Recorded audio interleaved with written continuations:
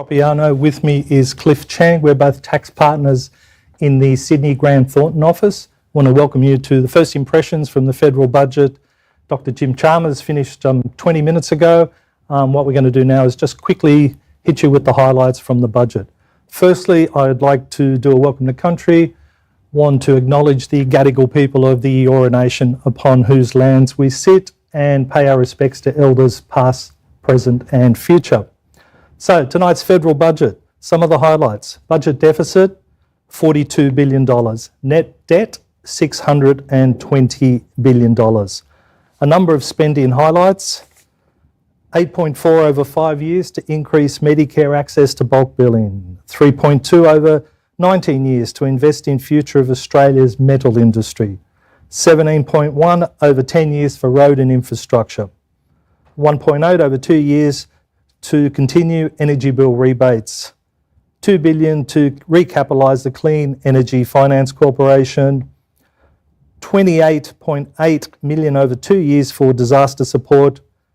$17.1 billion over 4 years to fund new tax cuts for every Australian. $999 million over 4 years to strengthen tax integrity. The Treasurer talked about 5 key areas tonight. One is delivering a responsible cost of living relief. Secondly, making it easier to buy or rent a home. Thirdly, investing in every stage of education. Strengthening Medicare and the care economy, and also building a stronger economy. So there's some of the expending highlights. Alfred, of course, came into play, $1.2 billion to fund recovery there.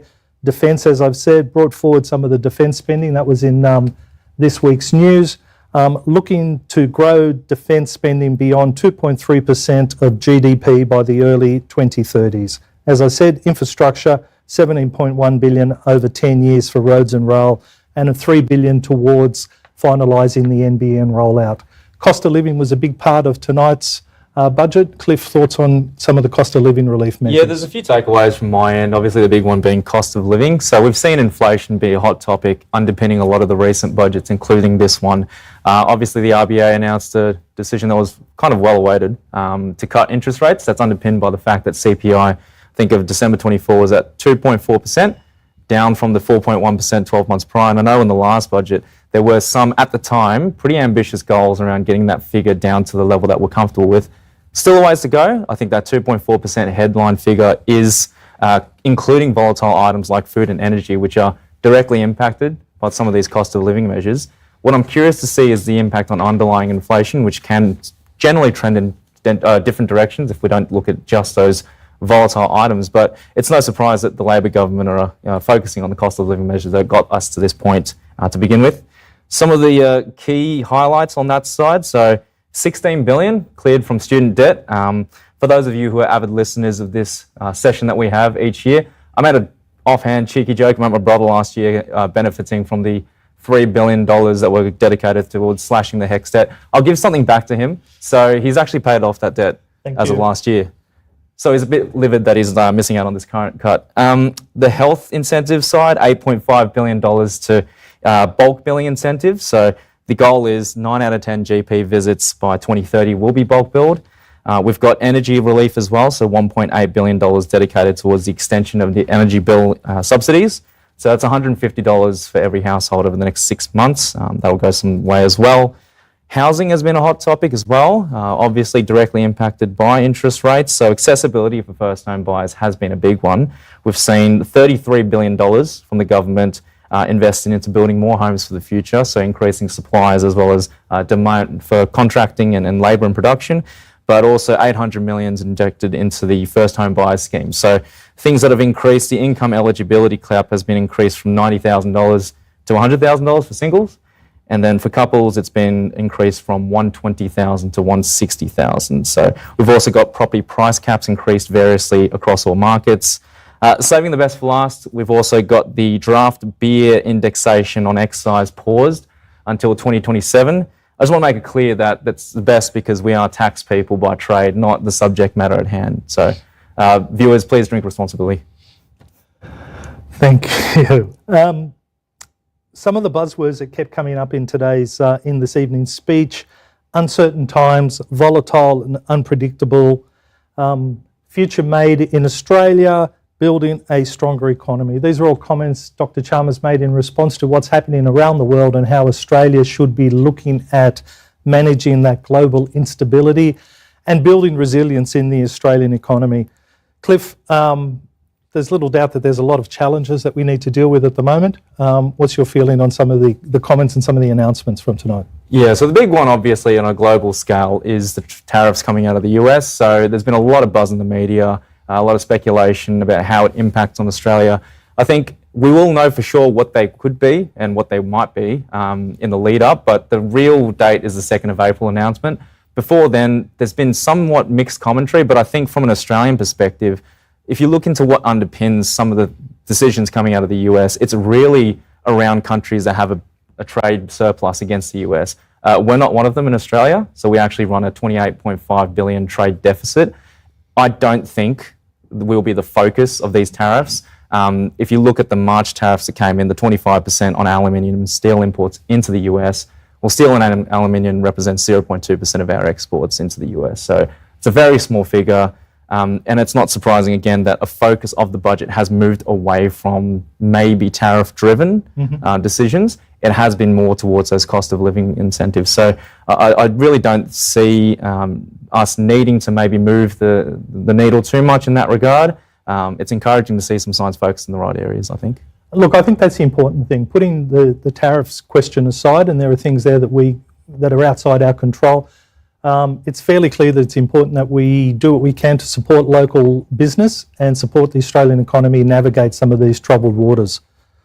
We're both tax guys, so we keep a key eye out on any changes in tax or tax reform. Tax reform is something we spend a lot of time talking about. We think the system as it exists now is unwieldy, too much administration, too much detail, making it hard for business to carry on business without having to manage all their tax affairs, effectively be tax accountants almost 24/7. In terms of whether we were satisfied with any tax reform measures, really nothing much at all, other than some more investments into maintaining tax integrity, strengthening tax integrity, a lot more money going to the ATO for task force, enhancing tax practitioner regulation and compliance. So more pressure on Cliff and myself to ensure that we're doing the right thing for you all. Was there any real substantive tax reform? Didn't see anything. It's probably not the sort of thing that is going to be front of mind given the current political environment, and with an election coming up, it's probably not a highlight. Cost of living is obviously crucially important, but we do believe that reform in the area of tax would actually help Australian business a great deal, and it's not simply to enter into a rort or anything like that. So from an income tax perspective, we would like to have seen a bit more. Cliff, you're a GST guy. What are your thoughts on all that? Yeah, I completely agree. Anecdotally, we've seen more ATO review activity, certainly in my career over the past decade, this year compared to the past. But integrity measures, ATO reviews, they lean towards being shorter to medium term in terms of revenue support. As you mentioned, tax reform, including potential GST reform, tends to be that medium to longer term outlook. And certainly when it comes to GST, we still remain on the lower side against the OECD countries. Our rate of 10% is almost half the OECD average. Our collections are almost half as well. So we collect probably 11.4% of our total tax revenue from GST. The OECD average is 20.8%. So we do fall quite far behind, even Canada. So even when you look at the lowest GST rate in the OECD countries, Canada has a 5% VAT rate.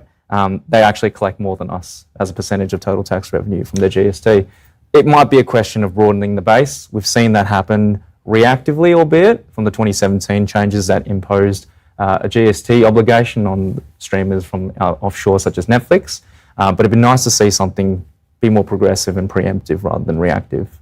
Look, I think that's true. I don't really want to see my job legislated out of existence, but there's little doubt that a GST is a much more efficient way to collect tax rather than the heavy focus on individuals and company taxes. Individuals is something like 40% of the tax take, and companies are about 20%. And we think that that dial could be turned in favour of a more efficient tax system.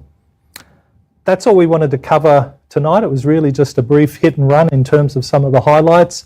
This is just the start of Grant Thornton's approach to reporting on the federal budget. Tomorrow there will be 2 sessions. There will be a general budget and economic session with Hugh Remington from Network 10, Besadita economist, and Jared Grimmer, partner in our advisory section. It'll be followed by a tax session, which will look at some of these tax issues in more detail with Daniel Cave, Christine Cornish, and Liz McNamara. After that, there'll be a number of other newsletters and various other podcasts as we continue the discussion, probably over the next month or so leading up to the election, and certainly we'll also cover the budget reply on Thursday night. So all of you who are listening in will be receiving our budget newsletter overnight and then receiving a opposition leader budget reply later in the week. Thank you all for watching us this evening, and please look out for the sessions tomorrow. Thanks very much. Good night.